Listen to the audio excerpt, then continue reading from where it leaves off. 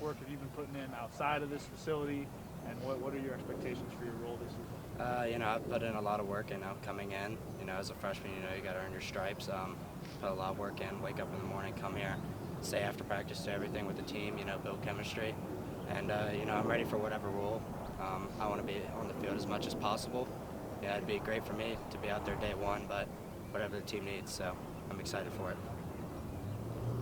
How close are you guys as a freshman class right now? We're really close. Live together and everything? We're really, really close. I couldn't be happier with the tighter bond. We're there every day at the dorm, hanging out. And we hang out outside, we go eat after practice. It's really good to have like a close freshman class, build that foundation with the next year's going forward. So it's really good.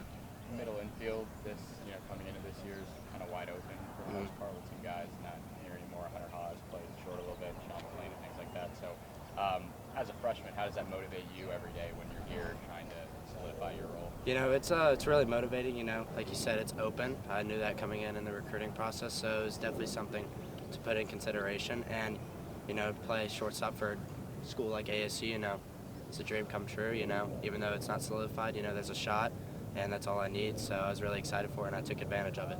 And to see a freshman last year like Brian Campos kind of do what you did when an opportunity came and run away with it and have one of the better years, nationwide. So does that even motivate you? Yeah, it does. He's one of the people that's kind of pushing me forward. Midway through the fall, he texted me and was like, "Look, you have all the talent in the world. Got to fix some things. Why don't you come?" Kind of took me under his wing, showed me what to do, and helped me around this place. It's been really helpful too.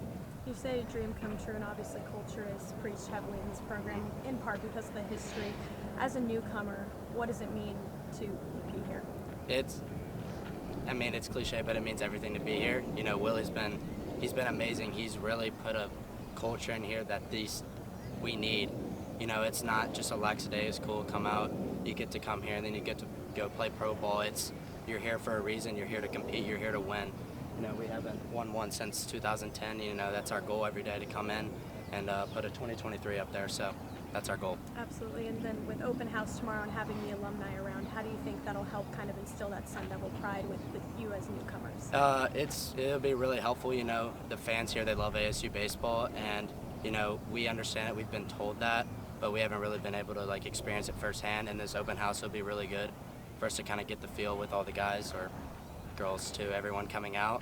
So it'll be really exciting. And what should everybody attending walk away knowing about this year's roster? We're here to compete. We're a really good group of guys. Chemistry's, it's tight. It's really tight. There's literally no one in that locker room that doesn't like anyone.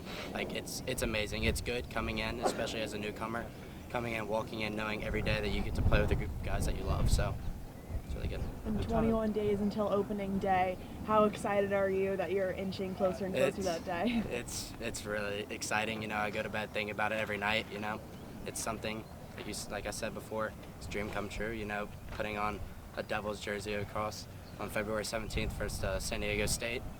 It's itching at me. I'm getting excited. I'm getting anxious. Do you have any go-to spots maybe that you guys go to eat now, that in 10th year Phoenix area? We go to Chipotle a lot. Chipotle is a go-to. Me, Jose, and Reese, a couple buddies went over to Ike's on Mill. They have the half off for students after 3 p.m. Finished up practice yesterday, show our card for a little cheap little sandwich. It was really good too. So we're college students, got to manage it. So. Love it. A lot of big league experience on the staff. Willie specifically as a former infielder, just from a technical standpoint, what has he been able to kind of teach you and the rest of the infield? For me, footwork a lot. Coming in, he was like, "Look, you're really good, you're really talented, but you're basing a lot of your talent off your athleticism, and it makes everything easier knowing the fundamentals and stuff." And he's been preaching that. And Coach Goff has done the same as well. They've been on me, and that's what I like. They're not going to sugarcoat everything, and if they see something wrong, they're going to go at you and fix it. A lot of people have been talking about just competing, a lot of competitors with this group. But with a lot of new faces and the schedule, the non-conference schedule you guys are playing, do you think it might take some games to figure this thing out? Of course, it might take a little bit to kind of get the flow of things, but after seeing what I've experienced this fall, a good one was the Maroon and Gold World Series. It flipped a switch. It was competing, going after each other, but in a good way. We're competing out here and there. We're best friends. out here we're competing, you know, for like bragging rights. That's what it was, and it was really good for us to experience that. I loved it. It was everything that I could have asked for. So maybe like it'll take a game or two to kind of gel, but I think as chemistry-wise, we're gel. We're ready to go.